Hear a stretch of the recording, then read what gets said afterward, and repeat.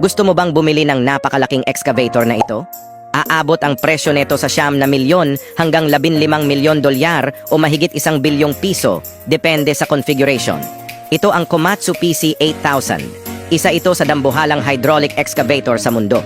Pero kung iniisip mong basta mo na lang ito mabibili at iuuwi, nagkakamali ka kasi wala ka namang pera. Halos 800 tonelada ang bigat nito, sobrang laki para maihatid ng isang sasakyan. Sa halip, kapag binili mo ito, ihahatid ito ng pira-piraso at saka ia-assemble nila sa mismong site ng trabaho. Ang Komatsu PC8000 ay malayo sa karaniwang excavator. Isa itong dambuhalang makina na ginawa para sa mabibigat na operasyon, kadalasang ginagamit sa malalaking minahan para sa paghuhukay ng tanso at brilyante.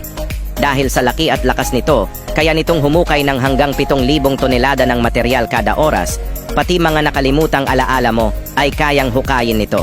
Ang konsumo nito sa gasolina ay nasa 35 galon o 130 litro kada oras, kaya kailangan mong gumastos ng halos ₱18 milyong taon-taon para lang sa panggatong nito.